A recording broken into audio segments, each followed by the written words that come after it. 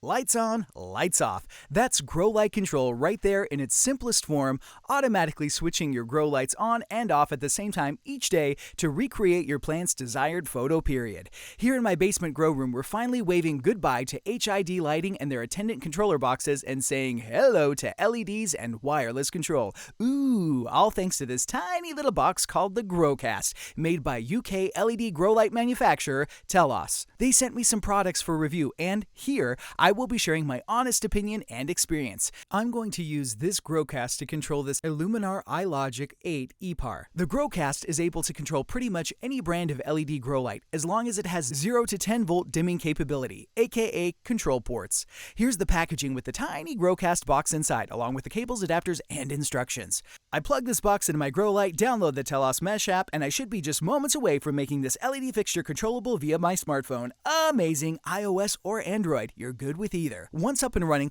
I can not only use this app to set my on-off schedule for my grow light, but also precisely dial in the intensity too. If I have other grow lights I want to control on the same schedule, I can daisy chain them together to run off of one Growcast up to 50 lights with no more than 6.5 feet, that's 2 meters, of cable between each one. If my daisy chained grow lights are different wattages, they will all be controlled as a percentage of their maximum output.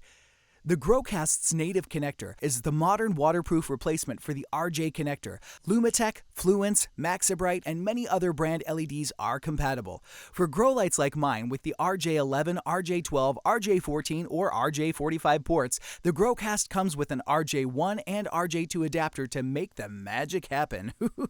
Suffice to say, if your LED grow light is controllable, it's probably compatible with Growcast, but check TELOS' website to confirm. Here's what you see when you first fire up the app. You give your private network a name. I'll call mine Everest. Once you set it up, this private network will only be accessible to key holders. You can also turn off Bluetooth so a person walking by or even loitering near your house or apartment won't be able to scan for your grow. Even with Bluetooth off, the network continues to work, listening out for new encrypted mesh messages. It's wireless, but completely hidden. The Growcast has a 40-meter range if there are no walls between you and it.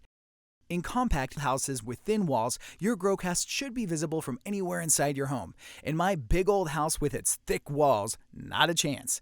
Consequently, it's better for me to close down the app each time after I'm done using it, rather than leaving it running in the background. If you experience any connection difficulties, try switching your smartphone's Bluetooth off and back on again. Also, some grow lights, like this one, don't provide auxiliary power via their connector ports, but don't worry, you can power the Growcast directly via its USB-C socket using an old mobile phone USB power adapter like I've done here. The blue flashing light on the Growcast indicates that it's successfully connected, and before you ask, no, this indicator light doesn't stay on during the lights off cycle. The Growcast also offers manual touch control with an idle lock to prevent accidental touches, so you can enjoy a basic level of light control without your smartphone. Back to the app. I can select the make and model of my grow light, Illuminar iLogic 8 EPAR.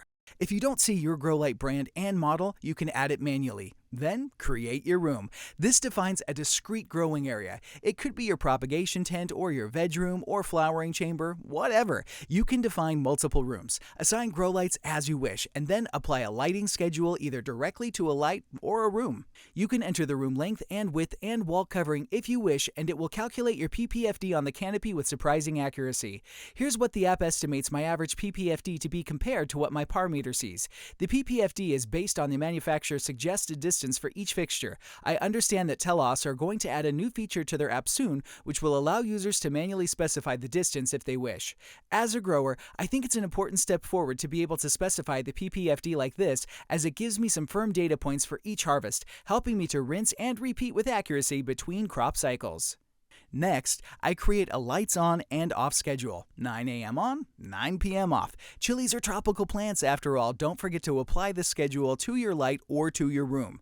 Simulate sunrise, sunset is set to on. This powers the grow light up and down gradually over a half-hour period. The 30-minute duration is hard-coded and can't be changed, but that's all good. Finally, I can select my desired intensity using this slider.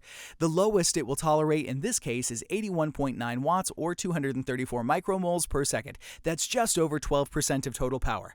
Adjusting your grow light's intensity like this when your plants are young rather than raising the light up and running at full power saved me well over 100 kilowatt hours over a month, and that's just one light, simply by dimming my light down to around 50% and keeping the fixture closer instead of being raised up on high with full power. Now, once you've set your schedule and intensity, you're done. Obviously, you can go back and tweak things as you wish. The app can take a while to fire up sometimes, but once it's there, it's really easy to use. I typically don't get on well with smartphone apps for device control, so this was a pleasant surprise. I didn't cuss, not even once, and all of you that know me realize that's saying a lot. Okay, you can use multiple Growcasts across different tents or rooms running different lights on various schedules and control it all via one app.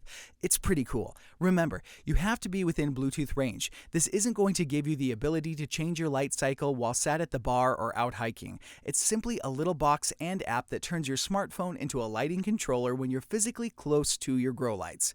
While it has the best security and privacy I've seen on any wireless controller, the Growcast won't control light spectrum. Neither will it automatically shut down or dim your lights if there are high temperatures in your room. But there's nothing to stop TELOS adding that functionality to their platform further down the line. It's currently retailing at around $160 in the US, 150 euros in Europe, and 130 pounds in the UK. Now, this extra cost is worth weighing up if you're in the market for a new LED grow light fixture, as some hobby LED grow lights now feature onboard control. But if you're looking for an LED grow light controller, the Growcast is cheaper than pretty much every hardware light controller out there. Single light growers might be tempted by AC Infinity's keenly priced offerings, but I don't think they're as scalable or secure, and there's no ppfd data either. Comment below if you've got wireless lighting control experiences of your own to share. I'm sure you have. And don't forget to include any questions or suggestions for the TELOS engineers as they continue to add new features to their product. Like, subscribe, hit the bell, scratch and sniff. I love you all. Bye-bye.